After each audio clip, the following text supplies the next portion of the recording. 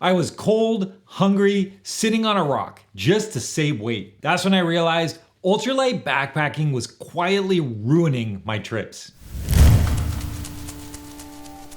For a few years, my backpacking goal was simple: keep my base weight under 10 pounds. Rain or snow, short trip or long, I never let myself cross that line. Every decision had to answer to that number. If it wasn't essential, it didn't come. There's a reason ultralight backpacking works. If you're pushing big miles, dealing with an injury risk, or on a long haul, shaving every ounce makes a real difference. For a while, that's exactly what I loved about it. And it worked.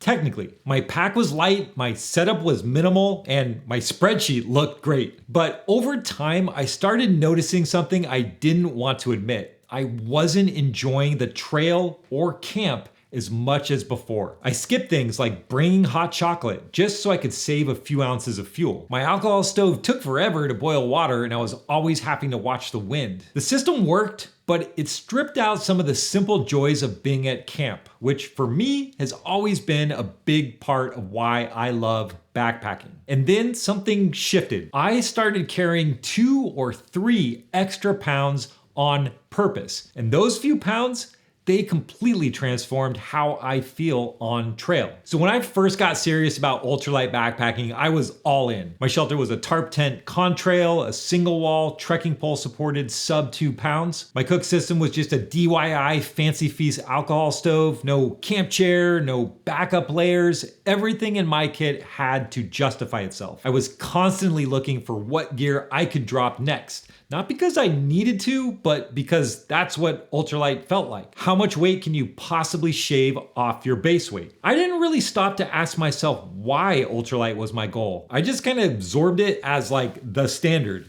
And yeah, I got there. I hit the 10-pound base weight and the system worked. My pack was light, my miles were longer, my experience on the trail was definitely more comfortable. But the cost started showing up in the little things that used to make my trips feel special. I wasn't as comfortable sitting down at camp. I squatted on rocks or tried to lean against my pack, which was never quite comfortable enough. Cooking started feeling like a nightly math problem, always calculating whether I had just enough fuel to last for the rest of my trip. My minimalist one-person shelter started feeling cramped and claustrophobic, and I found myself missing the roominess of my old 2-person freestanding tent. And every night, I'd hope that the temps wouldn't dip down below the forecasted lows because I didn't really have any backup layers. There was really no room for error. No buffer, no real comfort, just weight discipline and the quiet creeping thought that maybe I was pushing it too far. But the real turning point, that came with a plastic bear canister. The irony is it wasn't some dramatic failure or epic trail disaster that changed my thinking about ultralight backpacking. It was backpacking in Yosemite, in the Sierra, where bear canisters are mandatory. There's no way around it. 2 to 3 extra pounds of hard plastic that you have to carry. There was no way I was hitting a 10-pound base weight with this thing. I tried reworking my gear a dozen different ways, trying to make it work, but eventually I had to accept it. This wasn't going to be an ultralight trip. But once I got out onto the trail on that Yosemite trip, something strange happened. I didn't even notice the extra weight. It wasn't a burden, it didn't slow me down, it didn't make the trip worse. And that messed with me a little bit because if I can carry almost 3 extra pounds and still enjoy the trip,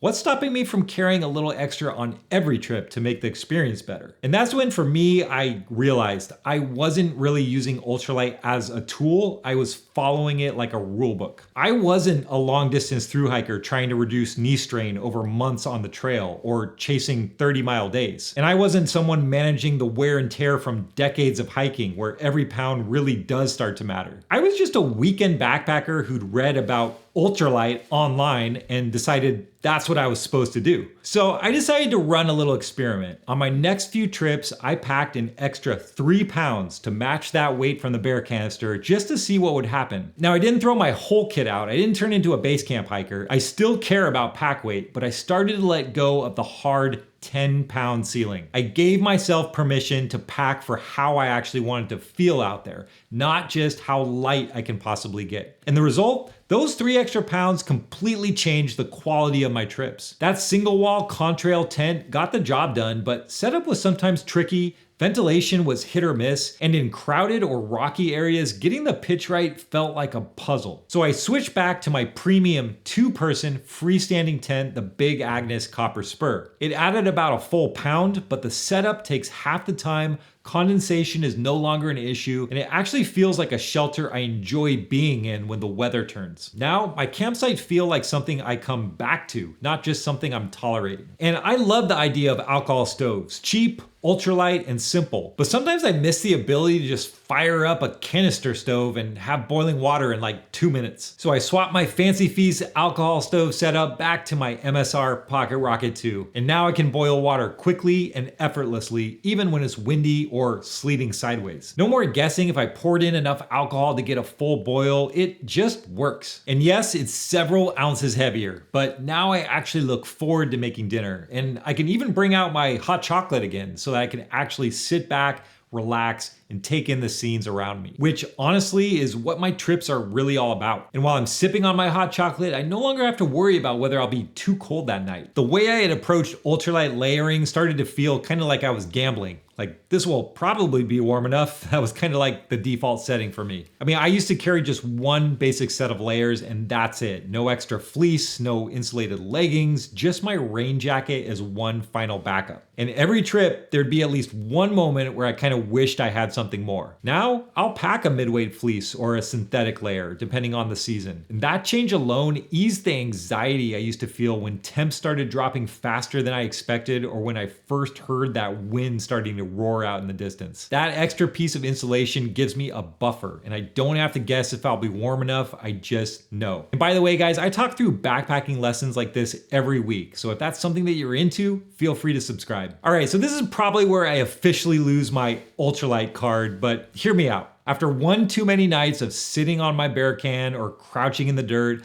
I finally gave in and started bringing a camp chair. I picked up a Helinox Chair Zero, just over a pound, and it made camp feel like a place that I can now actually rest. When I have that chair out there, I can sit comfortably. I hang out, watch sunsets, drink coffee in the morning without shifting around every 30 seconds. And I know that no matter how brutal the hike was or how tired or sore I am when I get to camp, I'll have a real place to sit down and unwind. So altogether, these upgrades pushed my base weight up to about 13 pounds and landed me square into the lightweight category. Still light, still efficient, but now my kit has some margin. My camp has comfort. And my meals, my mornings, and my mindset, they all feel a bit more relaxed. And it all started with letting go of the idea that I had to carry the absolute minimum to be a real backpacker. So if you want to see how I actually pack now, my almost ultralight kit, I've got the full gear list linked below. The funny thing is, none of this started with some big plan. I just kind of realized that I'd rather carry an extra pound or two and sit comfortably while sipping my coffee in the morning. Now, some trips I will still go full ultralight. If I'm covering big miles or chasing a fast push, I still love obsessing over grams. That part of me didn't go away. I just don't let it run every trip anymore. So if you're trying to find that sweet spot between comfort and weight, this next video breaks down exactly how to get there. It covers the real world trade-offs between ultralight and comfort focused kits and how to build a setup that actually works for your kind of trip. So stay safe, guys, hike well, and I'll see you on the next one.